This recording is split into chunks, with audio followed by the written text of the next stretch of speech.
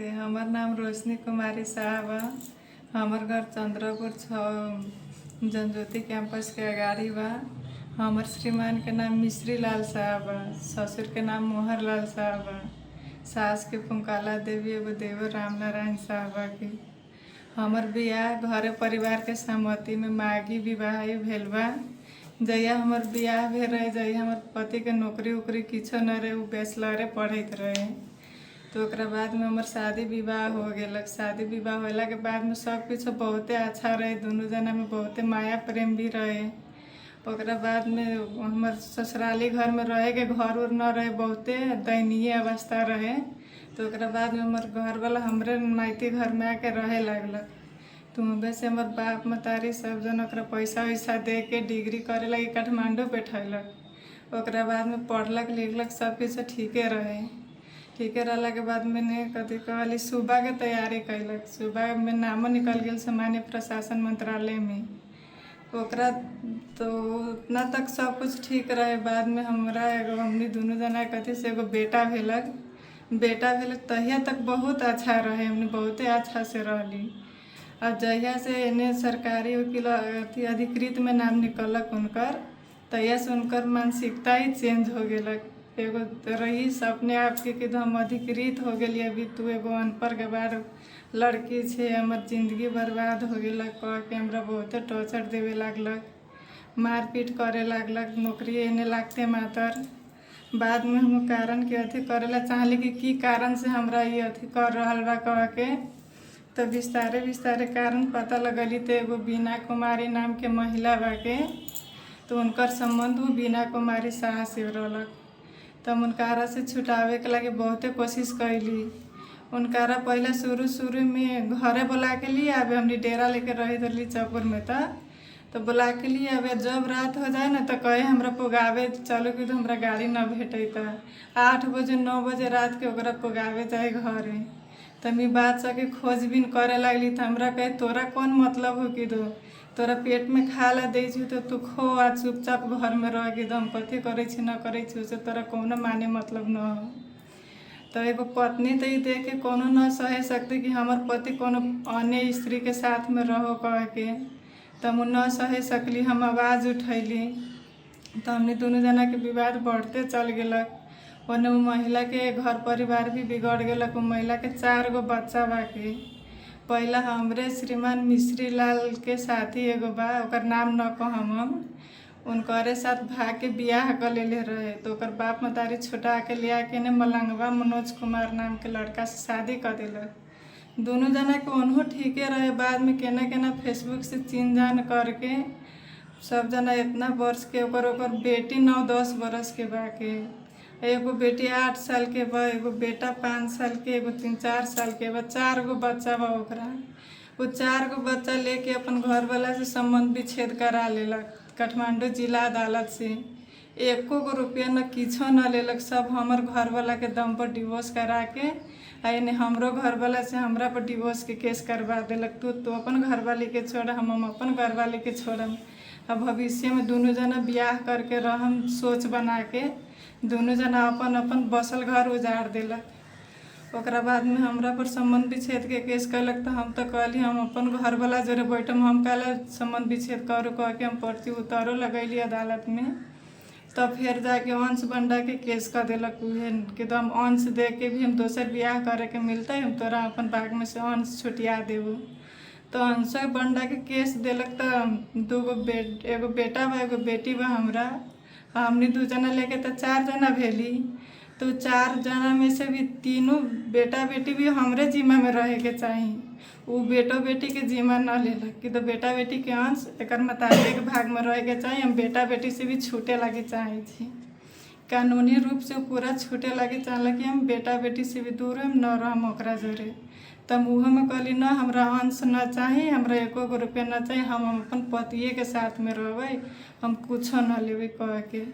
तो सभी मुद्दा के फैसला भी हो गया, मुद्दा हम जीतियो गेली। न हमनी के अंश बंडा भेलक न संबंध विच्छेद भेलक। तो ने उच्च अदालत वीरगंज में फिर पूर्णावेदन गेल बा। इहे बीच में मुद्दा से चलते रहलक। तो इहे बीच में वो लड़की के साथ काठमांडू बसाई होटल में दोनों जना के वैध संबंध सही रहलक।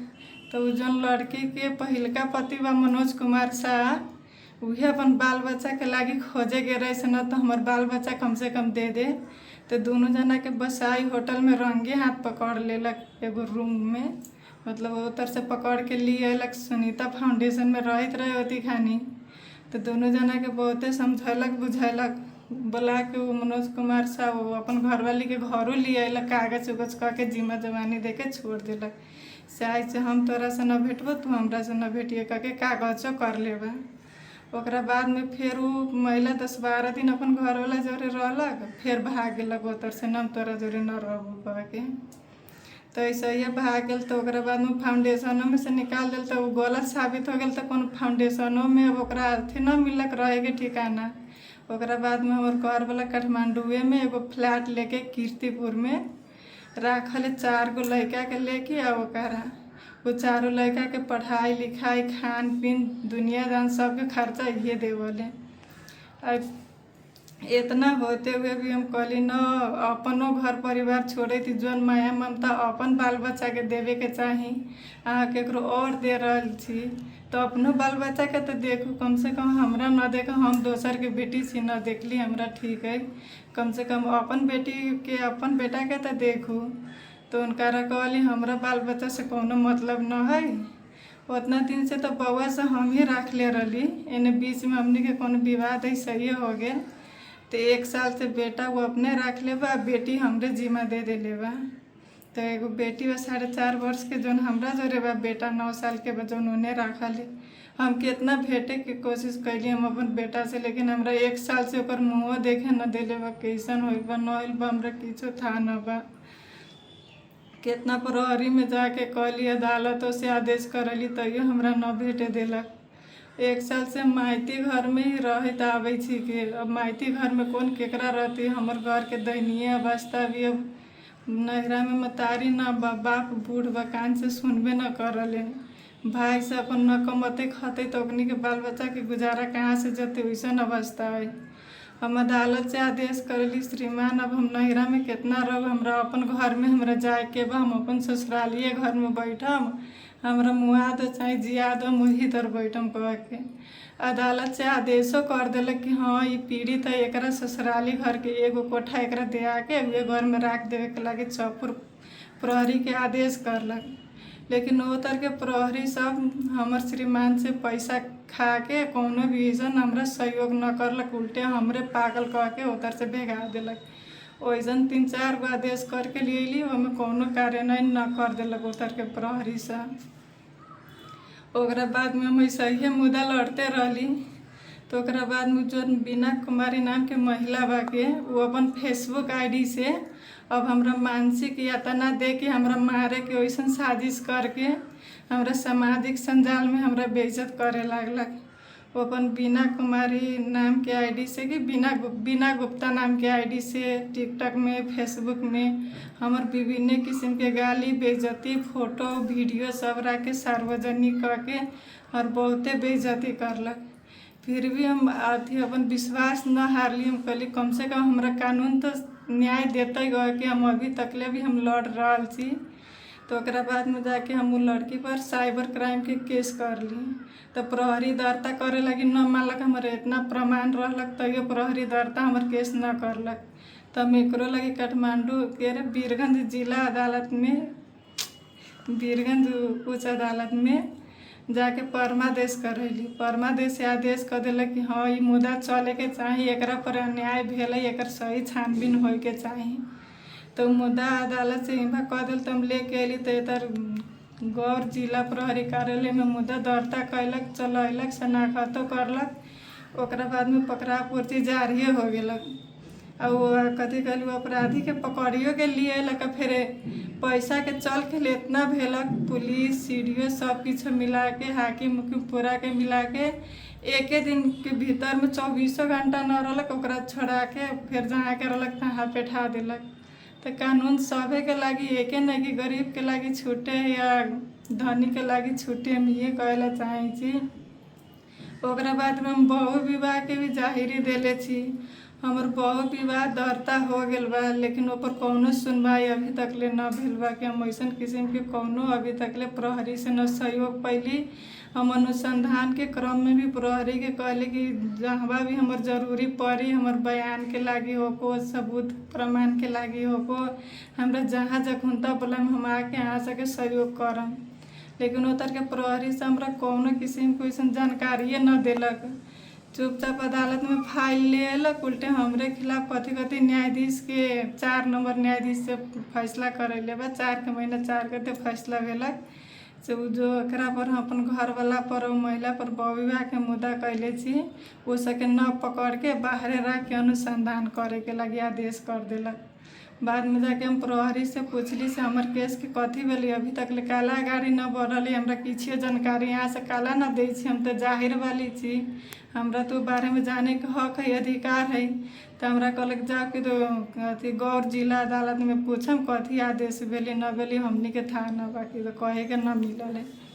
तो मैं इधर जिला अदालत में अली, तुहे फैसला देख ली कि ओकरा बाहरे रख के अनुसंधान करे के लगी कहले रहलक। तो वो ठीक है, हम उहो मान लेली। लेकिन अभी तक ले हम न्याय कहाँ पाबे, हम न्याय मांगे कहाँ जाबे। घर में अपने श्रीमान अभी कहाँ करत छथि? हमर श्रीमान चंद्रपुर नगर पालिका में कार्यरत छथिन अभी। तो अपने के जितना कुछ होगल तो चौपुर के प्रहरी प्रशासन अपने के सहयोग न करले? कुछो न करले, उल्टे हमरे पागल कह के भेगा देवले। इसको दिमाग में छै न कहे के। तो कभी पागल को सर्टिफिकेट बांटले क्या चौपुर के इलाका पर ही करले? हमरा वैसने लागल सर, हमने गरीब छी न, वही से हमने न्याय न पावे छी। अब अपने के जे श्रीमान भाई तोरा से भी अपने डिवोर्स प्रक्रिया को सहयोग करे छी न करे छी? जी डिवोर्स के जो केस करे अपने को सहयोग करे छी कि ना हम डिवोर्स करम चाहे न करम कहबे? हम डिवोर्स न करम कहले छी। अब कॉलेज न करम जी। अब जो लड़की से बियाह करे महिला से सरलाही जेकर बियाह भेल है, जे मनोज शाह के पूर्व पत्नी है अपने, हाँ जो डिवोर्स अभी कर ले है, जब कर पकड़ा रहा है काठमांडू में, तो मैं अपने का श्रीमान भी पकड़ा रहा है? हाँ हमार श्रीमान और संगे संगे पकड़ाल बा, ओकर वीडियो भी बा। तो अब अपने के श्रीमान अपने कोनो इस किस्म के वास्ता न कर ले, श्रीमती जैसे किस्म के माया प्रेम भेंट घाट कोनो बातचीत कुछ न कहले? कुछो न करले, घर में रहे भी न देवले, कहियो एकल फोनो न करले। बाल बच्चा के ऐसा न, बेटी से भेंटे भी ना आवले कहियो। 4.5 महीना के एगो बेटी भी बा के 4.5 बरस के? जी। एगो बेटा बा 9 बरस के? जी। तो अब अपने के अगर न्याय न मिलता की करम? अपने डिवोर्स में जब कि अपने छूट कर हम संगे रह? हम डिवोर्स में तो न जबी सर, हम मरते दम तक संगे रहबै। हम लड़बै भी न्याय के लागी। हमरा न्याय देते न देते सरकार के हाथ में है। लेकिन यदि हमरा वो अन्य व्यक्ति से भी फोन करावत रहे बार बार, तू मुद्दा मिल जो, मुद्दा फिरता ले ले, न तुम तोरा मरवा देबो, तोर पूरा घर खानदान उजाड़ देबो, ऐसा कह के हमरा धमकी भी देवत रहल है। पद के उनका घमंड हो गए, मिश्रा शाह के पद के घमंड हो गए है ना अपने? पद के, पावर के, पैसा के। हमरा कहल कि तू एगो गरीब घर के बेटी से तू हमर कथी कह लेबे कि हमर किछो बिगाड़े न सकबे तू। बिहान के अपने जान उनके कोनो खतरा हो, कोनो समस्या हो तो ओकर जिम्मेवार कौन बनी अपने के विचार से?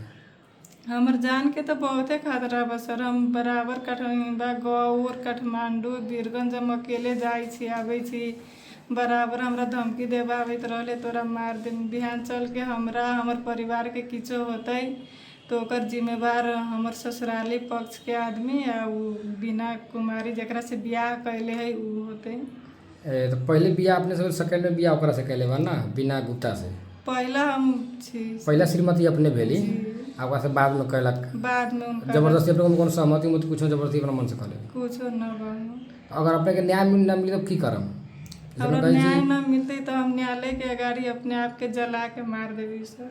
लेकिन अपने डिवोर्स या दूसरा से शादी ब्याह ना करबे, डिवोर्स ना? सर हम सब कुछ न सोचले छी, हम न्याय के लागी लड़ रहल छी। हम इतना बेइज्जती, इतना ठोकर मार पिटाई, दुनिया के गाली बेइज्जती सह के भी हम न्याय के लागी लड़ रहल छी। यदि हमरा न्याय न मिली तो हम अपने आप के न्यायालय के अगाड़ी जला देबे, लेकिन हम दोसर शादी ब्याह में न जेबे।